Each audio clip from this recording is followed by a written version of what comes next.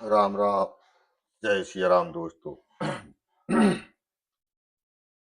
आइए अपन भागवत जी के माध्यम से, एक भागवत जी के दृष्टांत के माध्यम से गौ माता की रक्षा किस प्रकार की जाए उस पर थोड़ी चर्चा करते हैं।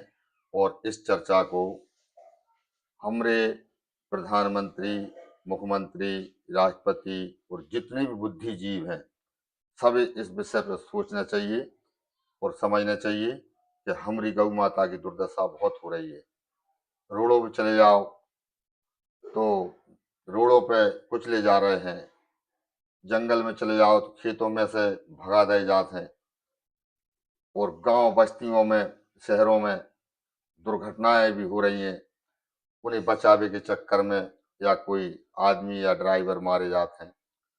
तो गौ की रक्षा किस प्रकार हो और हमारी रक्षा भी हो, तो भागवत जी में एक दृष्टांत आता है और वो दृष्टांत है राजा भरत।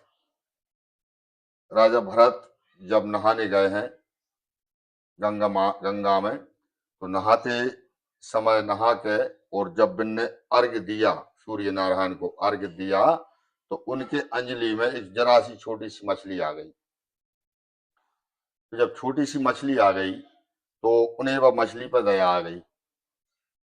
चक्रवर्ती सम्राट राजा थे, यार इस मछली को यहाँ फेंकेंगे, जानवर खा जाएंगे, जीव जंतु खा जाएंगे, मर जाएगी। अब जब मेरी अंजलि में आई गई तो इसको अपन महलों में ले चलते हैं और भाई अच्छी बढ़िया इसको रखेंगे। तो राजा उस मछली को अपने महलों में ले आए और संतरी मंत्रियों को आदेश दिया कि भाई अच्छे सोने के पात्र में इसे मछली को रखो और अच्छे से अच्छे पदार्थ इसके लिए खाने के लिए दो।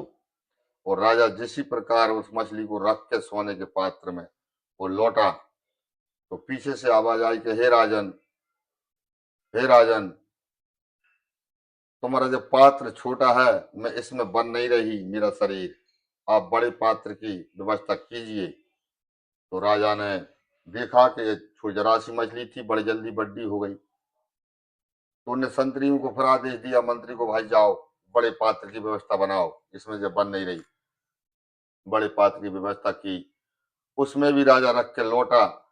फिर वो मछली की आवाज आई कि हे राजन, मेरा शरीर इसमें भी नहीं बन रहा है, आप और बड़े बर्तन की व्यवस्था कीजिए। तो राजा ने और बड़े बर्तन की व्यवस्था की, लेकिन उसमें भी वो नहीं समाई, और बड़ी हो गई। तो राजा, पहले राजा महाराजों के राज्यों में तालाब हुआ करते थे। तो राजा ने मंत्री से कहा कि हे मंत्री, इस मछली को अपने तालाब में छोड़ दो। और उस मछली को तालाब में जब छोड़ा तो छोड़ के राजा फिर महलों को लौटा। तो मछली की आवाज फिर आई कि हे राजन, मैं इस तुम्हारे तालाब में भी नहीं बन पा रही, इसलिए और बड़ी व्यवस्था करो। तो अब और क्या व्यवस्था हो सकती है? सिर्फ और सिर्फ प्रकृति के हवाले करने के अलावा, यानी नदी में छोड़ने के अलावा, समुद्र में छोड़ने के अलावा और क्या व्यवस्था कर सकता है कोई राजा? कितना बड़ा बर्तन बनवाएगा, कितना बड़ा ताल खुदवाएगा?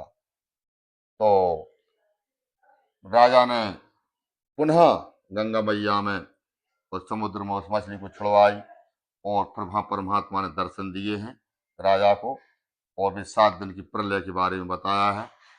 तो मेरे कहने का मतलब यह है कि जब वो राजा एक जरा सी मछली को नहीं रख पाए, तो हम इतनी सारी गायों को कैसे रख सकते हैं गौशालाएं बनाकर?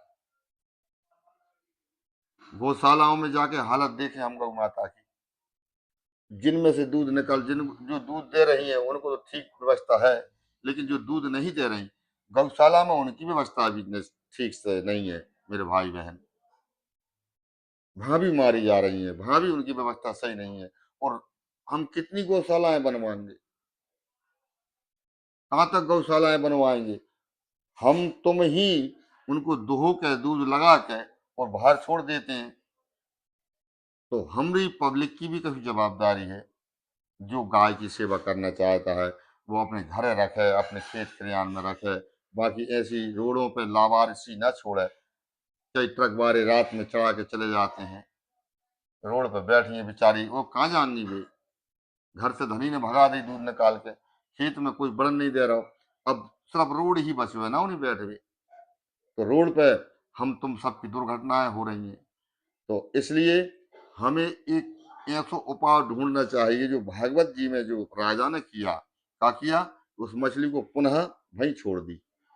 तो हमारे पास आज इतने बड़े बड़े जंगल हैं, बहुत बड़े बड़े जंगल हैं, वहां सारे प्रकार के जीव जंतु रहते हैं, और वहां हम हमारी जो गाय माता है, गौ माता, उसको ले जाके और वहां रखें, और बागड़ लगवा दी जाए। जो मेरा सुझाव है, आप लोग मुझसे ज्यादा बुद्धिजीव हैं, परंतु विचार जरूर करना। आप प्रकृति हम नहीं रख सकते, प्रकृति बस में, जब संसार में तो कोई राजा ही नहीं है जो कर ले। अगर कर ले तो मुझे जरूर बताना।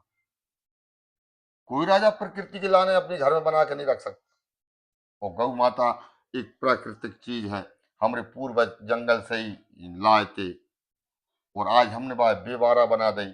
गली गली में मारी मारी फिर रही है, कोई ने लात मार दे, कोई ने डंडा मार दो, कोई ने पानी डाल दो, और फिर हम कह रहे हैं हम गौ रक्षक हैं। हम कहाँ रक्षा कर रहे हैं? वो कहाँ कहाँ करोगे मेरे भाई? एक ठिया हो तो तुम वहां कर सकते हो। तो जंगल में तालाब खुदवा दिए जाए, अच्छी बागड़ लगा दी जाए, वहां टीन शेड बनवा दिया जाए, और सरकार की आय भी बढ़ सकती है। करोड़ों गुनी आय, हजारों गुना आय बढ़ सकती है गोधन से। कैसे? कि चारों तो हमें वहां करने नहीं है, परमात्मा कुदरत ही बाकी चारे की व्यवस्था करते।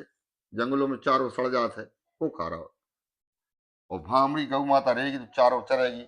अच्छे तालाब, नदियां, नहरें बनवा दी जाए, और वहां बड़े बड़े टीन शेड बनवा दिया जाए, और वहां आदमी रखो, सरकार खुद आदमी रखे देख रेख के लिए। बाकी कंडे भी बेचे जाएंगे, गोबर के कंडे भी बिकेंगे, दूध भी बिकेगा, घी भी बिकेगा, सब कुछ बिकेगा। सरकार इस बहुत आमदनी होगी, लेकिन अच्छे हाथों में जब वो पहुंचेगी तब।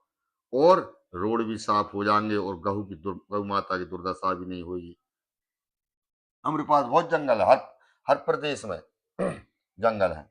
तो हर जंगल में हम ऐसी जगह देखें जहाँ हमारे गौ माता समा जाए, और वहां सब जीव जंतु है, प्रकृति अपने आप संतुलन बना लेते हैं।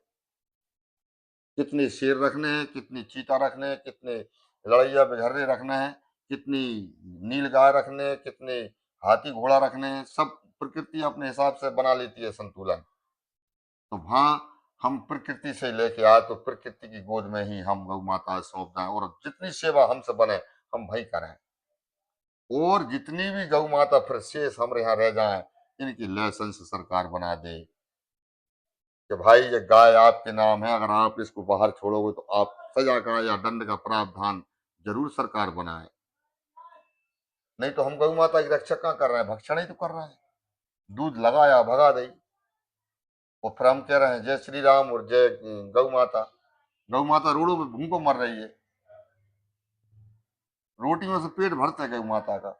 गलियों में रोटी मांगते गौ माता, द्वार द्वार में खड़ी है, किसी ने दे दी, किसी ने नहीं दी, किसी ने डंडा लगा दिया। तो मेरे भाई बहन, इस बात पे विचार करें कि प्रकृति हम बस में नहीं कर सकते, और गौशाला हम नहीं बना सकते, और बना भी देंगे तो कर्मचारी भी नहीं चला सकते, क्योंकि उनके पेट पहले से भूखे हैं। गौ माता के लाने वहां से 300 रुपया सरकार अगर दे ही रही है, तो मुश्किल से 10 रुपया ही खवाते हैं भाई।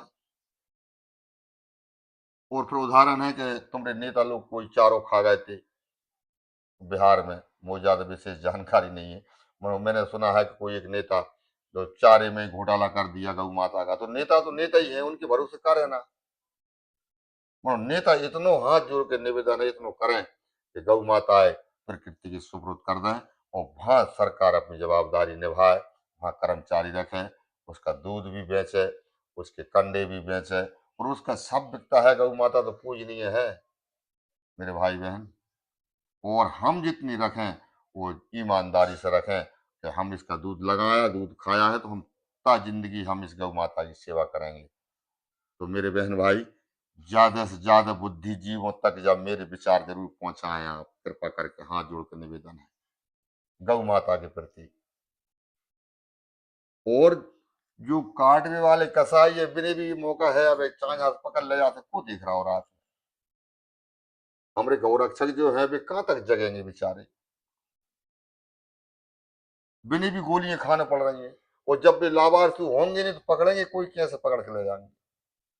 अब तो प्रकृति के हवाले है, कोई वहां जाएगा जानकारी तो मिल जाएगी सरकारी, कि जहाँ कोई पकड़ भी आ है गाय या कोई जीव जंतु, वन विभाग वाले ने सब जानकारी मिल जाएगी। और वहां जब हमारे कर्मचारी रहेंगे तो कोई कर ही नहीं पाएगा इसको। और जहाँ तो उतनी गाय रखें जितनी हमें जरूरत है, और जिसके नाम गाय है उसको बछड़ा भी नहीं छोड़ सकते आप, वो गाय भी नहीं छोड़ सकते।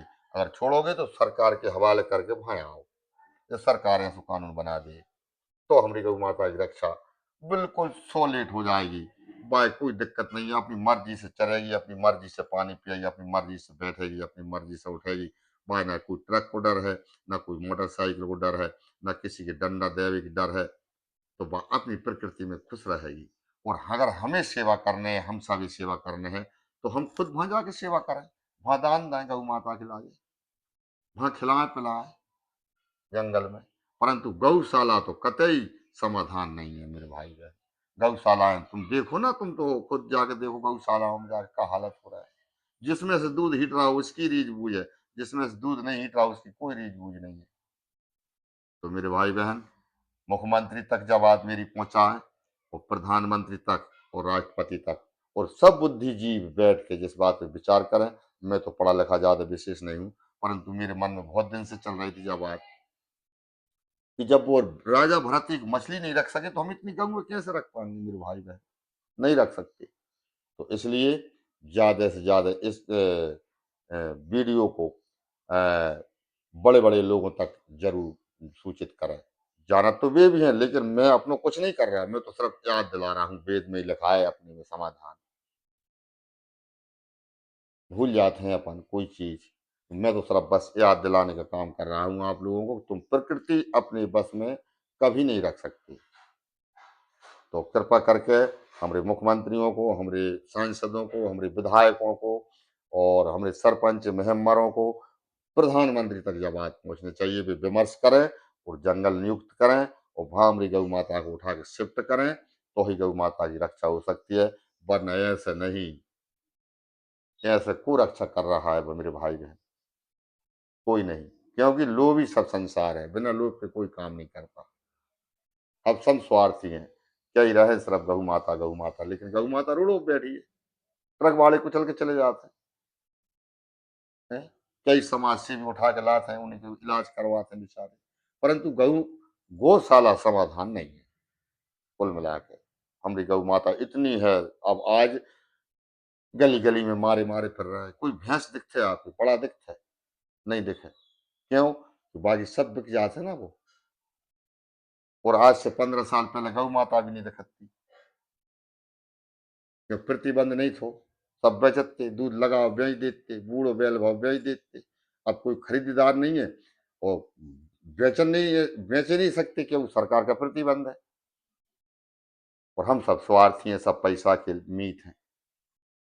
तो मेरे भाई बहन, प्रधानमंत्री तक जब बात पहुंचे, स्वयं सेवक तक जब बात पहुंचे, समाज सेवियों तक जब बात मेरी पहुंचे, मैं कुछ नहीं जानता, सिर्फ और सिर्फ तुम्हें याद दिला रहा हूँ, तुम्हारी संस्कृति तुमको याद दिला रहा हूँ, कि अगर गौ माता की रक्षा करना चाहे तो जैसे और बड़ो अच्छो उपाय नहीं है, प्रकृति के हवाले ही करना पड़ेगी। तो मेरे भाई बहन, कृपा करके सब तक पहुंचाए इस वीडियो को, और तुम सब मंथन करें। किसान भी परेशान है, किसानों से पूछो, वे भी परेशान है। 24 घंटा भर अखबार में बैठाना पड़ता है उन्हें। तो किसान भी बैठे, और हमारे नेता लोग भी बैठे, हमारे अफसर लोग भी बैठे, और इस बात पर विचार लगाएं कि अपने अपने क्षेत्र में जंगल देखें, और तालाब खुदवाएं, वहां टीन शेड बनवाएं, वहां कर्मचारी रखें, और प्रकृति की गोद में गौ माता सौंप दें। और जितनी जो कोई की जवाबदारी है, जवाबदारी पे ही रखें। बाकी ऐसा नहीं कि दूध लगा के छोड़ दिया, छोड़ तो हम ही रहे हैं, सरकार क्या करेगी आप? और छोड़ इसलिए रहे वो बिक नहीं रही। आदमी भी क्या करे, वो बेचारा वो बाय रख के, जो कभी काम की नहीं, खुद को पेट तो भर नहीं पा रहा, बाय कहाँ से खवाए वो। तो मेरे भाई बहन, इस बात पे विचार करें, और बड़े बड़े लोगों तक, बुद्धिजीवों तक इस वीडियो को जरूर पहुंचाएं, कि जब एक राजा एक मछली नहीं रख सका, तो हम इतनी गौ माता कैसे गौशाला में रखेंगे, कहाँ तक गौशालाएं बनाएंगे। और फिर ईमानदार गौशाला में रहे वाले कर्मचारी हो तो भी बन जाए, लेकिन वहां भी ऐसा नहीं है। वहाँ भी दूध देने वाली गाय कई रीछ बूझ है, बाकी सब वहाँ भी मारे जा रहे हैं बेचारे। तो मेरे भाई बहन सब ये बताएं और सब तक पहुंचाएं, प्रधानमंत्री तक पहुंचाएं, मेरी निवेदन है आपसे। और खुश रहे, राम राम का जाप करें, माता पिता की सेवा करें, फिर किसी कोई वाणी के साथ में मिलेंगे। जय सिया राम।